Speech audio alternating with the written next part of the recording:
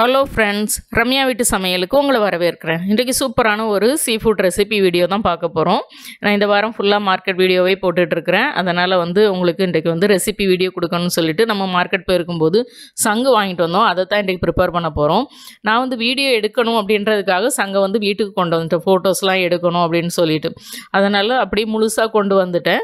நீங்கள் எப்போவுமே சங்கு என்ன மாதிரியான சங்கு நீங்கள் வாங்கினீங்க அப்படின்னாலும் மார்க்கெட்லேயே உடச்சி கொடுத்துருவாங்க. உடச்சி அதனுடைய ஃப்ளெஷ்ஷை வாங்கிட்டு அதுக்கப்புறம் நீங்கள் நல்லா வாஷ் பண்ணி வேக வச்சு கட் பண்ணி நீங்கள் தொக்கு பண்ணிக்கோங்க. இன்னொரு நாள் நான் உங்களுக்கு உடச்சும் வாங்கிட்டு செய்து காமிக்கிறேன். நான் இன்றைக்கி ஃபோட்டோக்காக வாங்கிட்டு வந்ததுனால நான் வீட்டில் கொண்டு வந்துட்டு நான் உடைக்கலை, அப்படியே தான் வேக வச்சு எடுக்க போகிறேன். வேக வச்சு எடுக்கும்போது என்ன மைனஸ் அப்படின்னு பார்த்திங்கன்னா, அதுக்கு உள்ளே இருக்க அந்த குடல் எல்லாமே அப்படியே சேர்ந்தே வேகும். அதை இல்லை நம்ம உடச்சி எடுத்துட்டோம்னா அந்த குடலெல்லாம் கட் பண்ணிவிட்டு கறியை மட்டும் வேக வைக்கலாம். இந்த மாதிரி சங்கை கொஞ்சம் இந்த மாதிரி கவுத்தி போட்ட மாதிரி வச்சுட்டு நீங்கள் ஒரு 15 நிமிஷம் மூடி வச்சிட்டிங்கன்னா லோ ஃப்ளேம்லேயே விட்டுருங்க. ஈஸியாகவே அந்த கறி வந்துடும். இப்போ நம்ம இது கொஞ்சம் ஆற விட்டுட்டு அந்த கறியை எடுத்துக்கலாம். ஏன்னா சூடாக அந்த சங்கை தொட முடியலை, அதனால் நம்ம கொஞ்சம் ஆற விட்டுருவோம். விட்டதுக்கப்புறம் நான் ஈஸியாகவே கையை வச்சு எடுக்கிறதுக்கு கறி வந்துடும். ரொம்ப ரொம்ப ருசியாக இருந்தது. நானே கொஞ்சம் சந்தேகமாக தான் வாங்கிட்டு வந்தேன் எப்படி இருக்குமோ அப்படின்னு சொல்லிட்டு. நான் சில ரெசிபி சங்கு கறியெலாம் சாப்பிட்ருக்குறேன், வீட்டிலே ப்ரிப்பேர் பண்ணி போட்டிருக்கிறேன். 2-3 வீடியோ கூட சங்கு கறியெல்லாம் நான் போட்டிருக்கிறேன். ஆனால் இந்த சங்கு நான் இது வரைக்கும் பார்த்துருக்கேன், நிறைய வாட்டி காசிமேட்டில் பார்த்துருக்கேன். அதனால் அது பார்க்குறதுக்கு ஒரு மாதிரி இருந்தோன்னே நான் வாங்க மாட்டேன். இந்த தடவை சரி ஓகே ட்ரை பண்ணி பார்க்கலாம் அப்படின்னு சொல்லிட்டு வாங்கிட்டு வந்திருந்தேன். ரொம்ப ரொம்ப ருசியாக இருந்தது. இப்போ நம்ம வேக வச்சு கொஞ்சம் ஆற விட்டுட்டு இந்த கறியை எப்படி எடுத்தோம் அப்படின்னாலே ஈஸியாக வந்துடும். இந்த கறியில் நல்லா ஹார்டாக இருக்க பகுதியை நம்ம சாப்பிடலாம். பேக் சைடில் பார்த்திங்கன்னா அந்த குடல் கொழுப்பு இந்த பாருங்கள், அந்த சங்குக்குள்ளே இருக்குது பாருங்கள், இந்த மாதிரி பீசஸே அந்த இதில் நிறைய வந்தது. உள்ளுக்கும் நிறைய இருக்கும். அது எல்லாமே வேஸ்ட்டு தான். மேலே இருக்கக்கூடிய ஹார்டான பகுதி மட்டும்தான் நமக்கு நம்ம தொக்குக்கு எடுக்க போகிறோம்.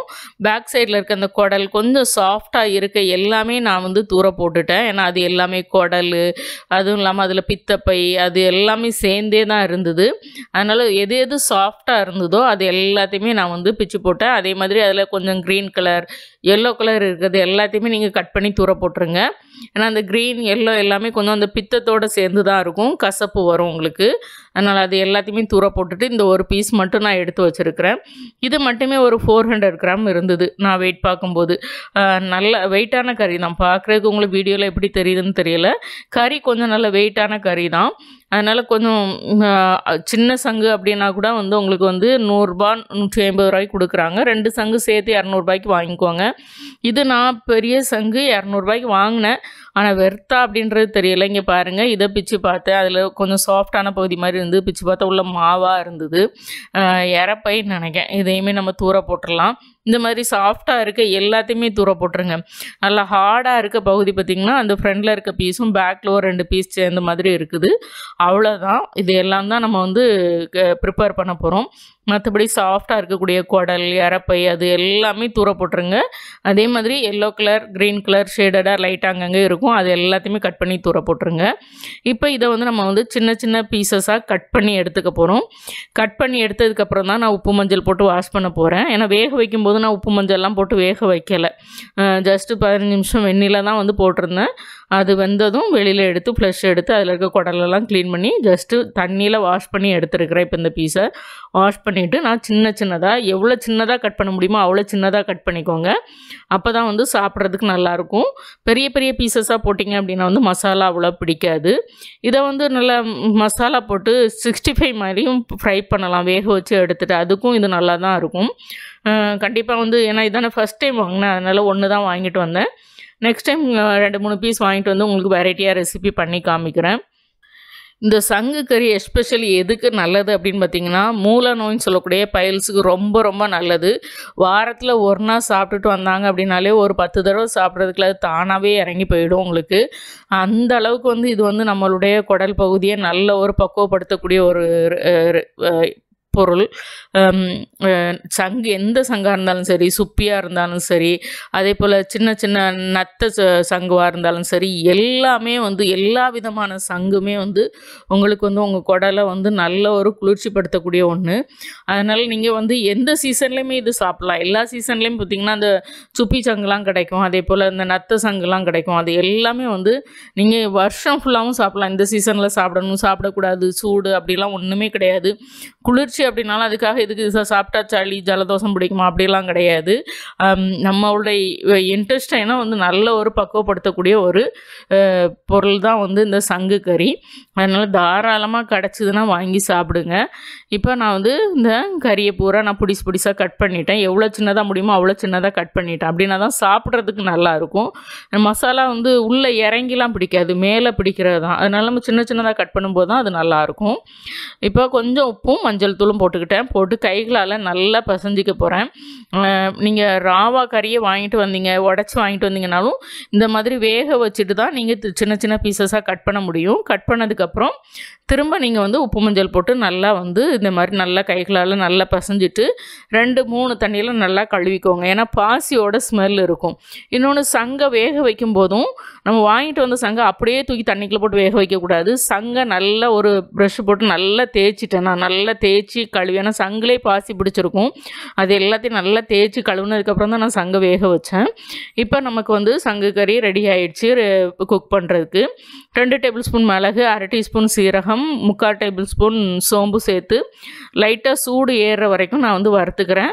ஏன்னா இந்த பொடியை தான் நம்ம கடைசியில் சேர்க்க போகிறோம். இந்த பொடி சேர்த்தா மட்டும்தான் இந்த நண்டு தொக்கு, கனவா தொக்கு, அதே மாதிரி இந்த மாதிரி சங்கு கறி தொக்குக்கெலாம் வந்து அதில் இருக்க அந்த ஸ்மெல் எல்லாம் அடக்கி நமக்கு நல்ல ஒரு டேஸ்ட் கொடுக்கும். அதனால் கண்டிப்பாக மிளகு, சீரகம், சோம்பு, காஞ்ச மிளகா வறுத்து பொடி பண்ணி கண்டிப்பாக சேர்க்கணும். நான் முதலே வறுத்து சூடு ஏறுற அளவுக்கு நீங்கள் வறுத்துக்கிட்டால் போதும். மனம் வரணும்னு அவசியம் கிடையாது.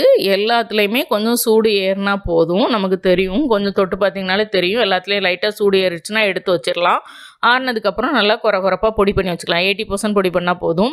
ஒரு 6-7 டேபிள் ஸ்பூன் நல்லெண்ணெய் சேர்த்துருக்குறேன். கொஞ்சமாக சோம்பு சேர்த்து 2 பச்சை மிளகாய் சேர்த்து ஒரு 300 கிராம்லேருந்து 200 கிராம் வரைக்கும் நீங்கள் வந்து சாம்பார் வெங்காயம் சேர்த்துக்கோங்க.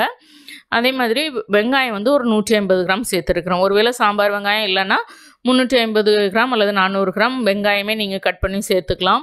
இப்போ இந்த வெங்காயம் வந்து கொஞ்சம் ப்ரௌன் கலரில் அங்கங்கே வர்ற வரைக்கும் நம்ம நல்லா வதக்கிக்க போகிறோம். வதக்கினதுக்கப்புறம் தான் நம்ம வந்து தக்காளி சேர்க்க போகிறோம். ஏன்னா வெங்காயம் வதங்கினா தான் எந்த தொக்குக்குமே ருசி கொடுக்கும். நான் தொக்கு செய்யும் போதெல்லாம் சொல்லியிருக்கேன். அது எந்த தொக்காக இருந்தாலும் சரி, அது நீங்கள் வந்து ப்ரானாக இருக்கட்டும், அல்லது வந்து மீனாக இருக்கட்டும், நண்டாக இருக்கட்டும், அல்லது சிக்கன், மட்டன், என்ன மாதிரியான தொக்கு பண்ணாலும் வெங்காயம் கொஞ்சம் ப்ரௌனாக வதங்க விட்டுட்டு பண்ணிங்கன்னா தான் ருசி. தக்காளி ஒரு 200 கிராம், அதே மாதிரி இஞ்சி பூண்டு விழுது 2 டேபிள் ஸ்பூன் சேர்த்துருக்குறேன். கொஞ்சம் உப்பு சேர்த்து அந்த இஞ்சி பூண்டு விழுதும் உப்பும் எல்லா தக்காளியிலையும் படுற மாதிரி ஒரு 2 நிமிஷம் நல்லா வதக்கிக்கிட்டேன். இப்போ வந்து நான் வந்து லோ ஃப்ளேமில் விட்டு மூடி வைக்க போகிறேன். தக்காளி கொஞ்சம் குழஞ்சி வரட்டும். நம்ம அதுக்குள்ளே வந்து அடுத்தடுத்த பொருட்கள் எல்லாம் எல்லாத்தையும் நம்ம ரெடி பண்ணி வச்சுக்கலாம். இதை மூடி வச்சிங்க அப்படின்னா தக்காளி ஈஸியாக குழஞ்சிரும். அதுக்கப்புறம் வந்து இதில் வந்து 2 டேபிள் ஸ்பூன் மிளகாய் தூள் சேர்த்துருக்குறேன். தனி மிளகாய் தூள் சேர்த்துருக்குறேன். 1/2 டேபிள் ஸ்பூன் கொத்தமல்லி தூள் சேர்த்துருக்குறேன், மல்லித்தூள். அதுக்கப்புறம் ஒரு 1/2 டீஸ்பூன் மஞ்சள் தூள் சேர்த்துருக்குறேன். இது எல்லாத்தையும் சேர்த்து நல்லா வதக்கி விட்டுக்கலாம். கரம் மசாலா இப்போ சேர்க்கணும்னா சேர்க்கலாம், கடைசியில் சேர்க்கனாலும் சேர்த்துக்கலாம். வதக்கி விட்டுட்டு நீங்கள் வந்து சங்கு கறியை போட்டுக்கோங்க. நான் சங்கு கறியை சேர்த்துட்டே நான் வந்து வதக்க போகிறேன்.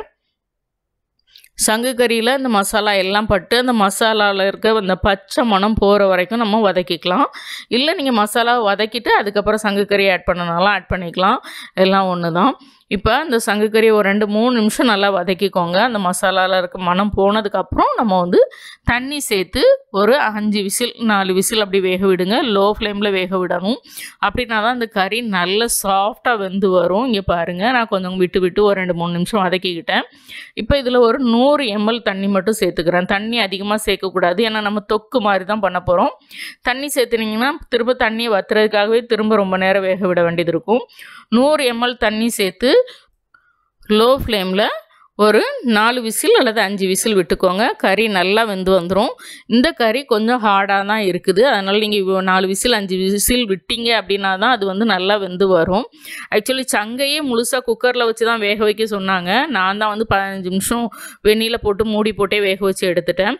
இப்போ கொஞ்சம் தேவையான உப்பு சேர்த்துட்டு வீட்டில் அரைச்ச கரம் மசாலா ஒரு 1/2 டீஸ்பூன் சேர்த்துருக்குறேன். நீங்கள் கடையில் வாங்கின கரம் மசாலானா 1 டேபிள் ஸ்பூன் அளவுக்கு நீங்கள் சேர்த்துக்கோங்க. இப்போ சேர்த்துட்டு அதையும் கலந்து விட்டுட்டு நம்ம மூடி வச்சிடலாம். நீங்கள் சங்கை வந்து குக்கர்லேயே வேக வச்சு 3 விசில் 4 விசில் வேக வச்சு எடுக்கிறீங்கன்னா அதில் ஒரு பிரயோஜனம் கிடையாது. ஏன்னா அதில் இருக்க ஃப்ளஷ்ஷை எடுக்கிறதுக்காக தான் நம்ம வேக வைக்கிறோம். அதனால் நீங்கள் அப்போ குக்கரில் வச்சு வேக வைக்காதீங்க. சங்கை வந்து நான் பண்ண மாதிரி பாத்திரத்தில் தண்ணி வச்சு ஒரு 15 நிமிஷம் மூடி வச்சிங்க அப்படின்னாலே வந்து மீடியம் ஃப்ளேமில் விட்டிங்கன்னா அது வந்து வந்துடும். அதுக்கப்புறம் நம்ம வந்து குக்கரில் இந்த மாதிரி தொக்கு பண்ணிக்கலாம். இங்கே பாருங்கள், நான் 4 விசில் வச்சு ஸ்டீம்லாம் போனதுக்கப்புறம் திறந்து பார்க்குறேன். சூப்பரான பக்குவத்தில் வந்திருக்குது. இப்போ நம்ம அரைச்சி வச்சோம்ல, ஃபஸ்ட்டே வந்து மிளகு, சீரகம், சோம்பு, காஞ்ச மிளகாலாம் சேர்த்து நம்ம வறுத்து பொடி பண்ணோம். அதுலேருந்து 2 டேபிள் ஸ்பூன் அளவுக்கு மட்டும் நான் இதுக்கு சேர்த்துக்கிறேன். ஏன்னா இது காரம் செக் பண்ணேன்.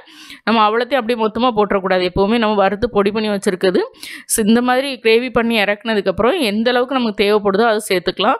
இது ஒரு 400 கிராம் கறி இருந்ததுனால இதுக்கு வந்து ஒரு 2 டேபிள் ஸ்பூன் அல்லது 3 டேபிள் ஸ்பூன் வரைக்கும் நான் போட்டுக்கலாம். ஏன்னா அது வந்து நம்ம அரைச்சது வந்து ஒரு 5 டேபிள் ஸ்பூன் அளவுக்கு வந்திருக்கும். அதிலேருந்து நான் ஒரு 2 டேபிள் ஸ்பூன் போட்டுட்டு கொஞ்சம் கருவேப்பிலையும் போட்டு கலந்து விட்டுட்டு ஆஃப் பண்ணிட்டேன். இந்த மிளகு சீரகம் மசாலா போட்டதுக்கப்புறம் நீங்கள் ரொம்ப நேரம் இந்த ஃப்ளேமில் வச்சுக்கிட்டே இருந்தீங்கன்னா அது கசப்பு தட்டும். அது போட்டுக்கிட்டோம் அப்படின்னா வந்து ஒரு நிமிஷத்துக்குள்ள நீங்கள் வந்து ஆஃப் பண்ணிடணும். லோ ஃப்ளேமில் வச்சு கிண்டிட்டு ஆஃப் பண்ணிடணும். அவ்வளோதான். சூப்பரான ஒரு சங்கு கறி தொக்கு ரெடி ஆகிட்டு. இது ரசம் சாதம் கூடயும் சாப்பிட்லாம், சாம்பார் சாதம் கூடயும் சாப்பிட்லாம். சும்மா இந்த போட்டு சாதத்தில் வரவி சாப்பிட்டாலும் சூப்பராக இருந்துச்சு. இதனுடைய டெக்ஸ்சர் எப்படி இருந்தது அப்படின்னு பார்த்தீங்கன்னா, மஷ்ரூமும் அந்த ஓட்டு கடம்பாவும் அந்த 2ஐயும் மிக்ஸ் பண்ணால் ஒரு கன்சிஸ்டன்சி வரும். அந்த மாதிரி இருந்தது. மஷ்ரூம் மாதிரியும் இல்லை, ஓட்டு கடம்பா மாதிரியும் இல்லை. அதாவது முட்டை கடம்பான்னு சொல்லுவாங்க சென்னையில். அது மாதிரியும் இல்லாமல் 2க்கு நடுவுக்குள்ள ஒரு இதில் இருந்தது. சாப்பிட்றதுக்கு ரொம்பவே நல்லா இருந்தது. ஒரு 6-7 பேருக்கு இதை வந்து தாராளமாக சர்வ் பண்ணலாம். அந்தளவுக்கு இதனுடைய குவான்டிட்டி வந்தது. கண்டிப்பாக இது உங்களுக்கு பிடிச்சிருக்கும். பிடிச்சிருந்ததுன்னா ரம்யா வீட்டு சமையலுக்கு சப்ஸ்கிரைப் பண்ணுங்கள், லைக் பண்ணுங்கள், ஷேர் பண்ணுங்கள். வீட்டில் சமைச்சு சாப்பிடுங்க, வீணாக்காமல் சாப்பிடுங்க. மீண்டும் புது வீடியோவில் சந்திக்கலாம். பாய்.